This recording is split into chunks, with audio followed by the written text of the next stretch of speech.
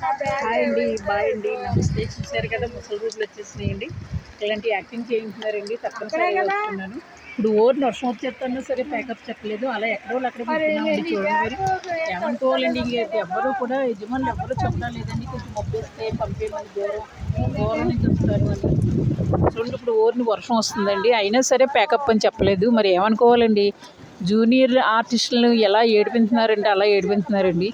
చాలా దారుణం అండి ఇది. ఎవరో అనేవాళ్ళు చెప్పేవాళ్ళు లేక అంటున్నారు. ఇంత మొబ్బేసి వర్షంగా ఉన్నప్పుడు మరి పంపేయాలి కదండి, పంపలేదు. ఇప్పుడు చీరలు అన్నీ తడిసిపోతాయండి. ఎలాగండి మళ్ళీ తడిసిపోయి బస్సులు ఎక్కుతాం. అయినా సరే ఇప్పుడు కూడా ప్యాకప్ చెప్పలేదు. ఇంత కష్టపడుతున్నామండి, అయినా సరే జాలి అనేది ఉండలేదు. ఇవి చీరలు చూసారా, అసలు ఇంత వంట కడతామండి చీరలు. అసలు అలాంటి చీరలు కట్టుకుంటే వాళ్ళకి ఇంత కనికరం అనేది లేదండి. ఈ త్వరకు 1 o'clockకి భోజనం పెట్టేసేవారు. 2 o'clock కూడా భోజనం పెట్టలేదండి. ఎవరు చెబుతామండి. స్వామి గుడి గారు చెప్పాలండి, అందరికీ ఆర్టిస్ట్ని ఎలా ఏడ్పించొద్దు. బీపీ వాళ్ళు ఉంటారు, షుగర్ వాళ్ళు ఉంటారు. వాళ్ళకి పెందరకాడే 1 o'clockకి భోజనం పెట్టేమని చెప్పాలి కదండి. 2:30కి పెట్టారండి వాళ్ళ భోజనం. నేను అడుగుతా ఉంటే ఇంతమందిలో నేను ఒకదాన్ని ఏమడగదు చెప్పండి. ఏమైనా లెక్క చేస్తారంటే 10 మందికి వెళ్ళి అడిగితే భయం ఉంది. అందుకు దయించి స్వామి గౌడి గారే మాట్లాడాలండి. 1 గంటకి భోజనం పెట్టండి. అందరూ 60, 70, 50 దాటిన వాళ్ళే. పార్టీ ఏజ్ వాళ్ళు కూడా తక్కువే ఉన్నారండి. అందరూ 50 దాటిన వాళ్ళేనండి.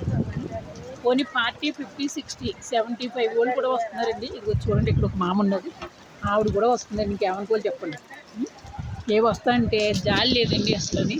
అందుకనేసి ఇప్పుడు ఈ వర్షంలో మరి ఎలా బస్సు ఎక్కుతామండి, ఎలా ఇంటికి వెళ్తాం చెప్పండి. ఒక పక్కనే చీరలు ఇవ్వాలండి. ఈ ఈ ఈ పట్టు చీరలు ఇవ్వాలండి. ఈ పట్టు చీరలు మళ్ళీ మార్చాలండి. మా చీరలు కట్టుకోవాలి. ఆ చీరలు మరి అందరూ దండల మీద వేసుకున్నారు. అవి తడిసినయో తెలియవు, తడవనివో తెలియదు. తెలుసండి, ఇంత కష్టపడతాండి. మనుషులకి ఎవ్వరికీ కూడా ఇంత జాలి దయ దాక్షణం ఏమీ లేదండి. జూనియర్లు అంటే ఇల్లు లేకుండా చూస్తున్నారు. స్వామి గౌడి గారు మీరు ఆలోచించి చెప్పండి. 1 o'clockకి భోజనం పెట్టాలి, మళ్ళీ సాయంత్రం 6 గంటలకు పంపేయాలి అని చెప్పండి. అప్పుడే అందరూ బాగుంటామండి. సరేనండి. అవి చూడండి, అందరూ ఎలా వర్షంలో తడిసి ఎలా దాక్కున్నారో చూడండి. అందరూ కూడా ఇక్కడ చిన్న గుడిసి ఉంటే ఆ గుడిసిలో దాక్కున్నామండి అందరం కూడా. ఓర్ని వర్షం వచ్చేస్తుందండి. ఇంత కష్టపడటం అవసరం అంటారు. మొన్న సొంతి కూడా ఒక వీడియోలో ఒక ఛానల్లో కూడా మొత్తం డిలీట్ చేశారండి. మొన్న ఛానల్ ఏమో వాళ్ళు ఫోన్పే పెట్టేసుకున్నారండి. అన్ని కష్టపడుతున్నానండి, ఏం చేయని చెప్పండి.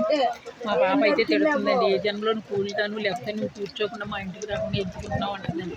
వాళ్ళ ఇంటికి వస్తే మనం వెళ్ళినట్టు ఉండదండి. 1 నెల చూస్తారు, 2 నెలలు మనల్ని ఒక బాకీ దానికి మళ్ళీ చూస్తారు, ఒక పని దానికి మళ్ళీ చూస్తారు. అందుకే నా బతుకు నేను బతుకుతాండి, నా కాళ్ళమే నేను బతుకుతాను. ఎప్పుడు ఎవరు చచ్చిపోయినా సరే ఎవరు మనం చూస్తారు అని ఏమి ఆలోచించొద్దు. ఎవరి బ్రతుకులు వాళ్ళే తెలుసండి. చచ్చినప్పుడు కూడా మనం ఎప్పుడు ఒకరి మీద ఆశపడొద్దండి. దేవుడు ఇచ్చినట్టు మనం కష్టపడాలి, బ్యాంకులో వేసుకోవాలి, ఆపద వచ్చినట్టు తీసుకోవాలండి. అంతే. ఎప్పుడు కూడా కొడుకు కానీ కూతురు కానీ ఎవరు ఈ రోజుల్లో చూడట్లేదు. ఒకవేళ చూస్తున్నారు అని చెప్పుకుంటే అంతా డూబేనండి, అంతా నాటకం. వాళ్ళు చూడకపోయినా సరే అబ్బో నా కూతురు ఎంత బాగా చూసేస్తుందో, అబ్బో నా కొడుకు ఎంత బాగా అంటారండి. అంతా యాక్టింగ్. నేనైతే అలా యాక్టింగ్ చేయను.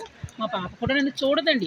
నా పేరంలా ఉంటే నేను కాలానికి ఒకవేళ చెయ్యకాలు లేకపోతే తీసుకుంటానండి, పర్మిషన్ పెట్టుకుంటాను, చేయించుకుంటాను. అంతే. అలా ఉండాలి తప్ప కానీ ఒక మనిషి మీద ఎప్పుడూ కూడా ఆధారపడకూడదు. ఈ రోజుల్లో మొగుడిని కూడా నమ్మకూడదండి, తెలుసండి.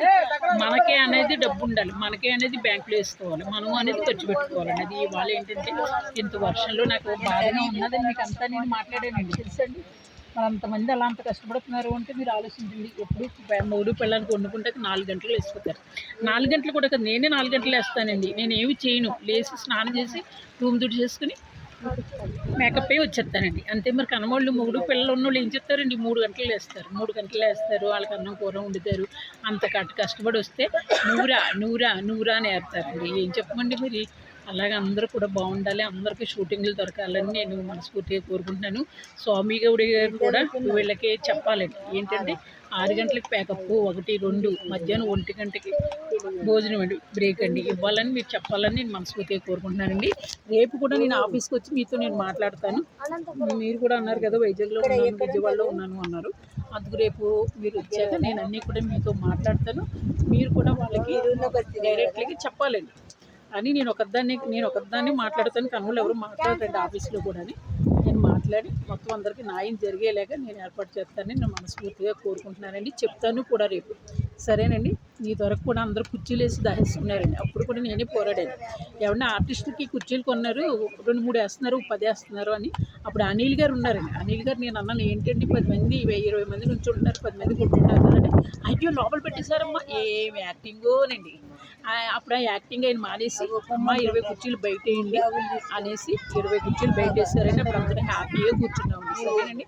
అలా అందరూ బాగుండాలని నేను మనస్ఫూర్తిగా కోరుకుంటున్నానండి. సరేనండి. హాయ్ అండి, బాయ్ అండి, నమస్తే. ఇవి చూసారా, పనులు కూడా ఉండి ఇలాంటి యాక్టింగ్ చేస్తున్నామండి. మేము అవసరం అంటారు, వాళ్ళు ఇచ్చి 700కేనండి. సరేనండి. హాయ్ అండి, బాయ్ అండి, నమస్తే.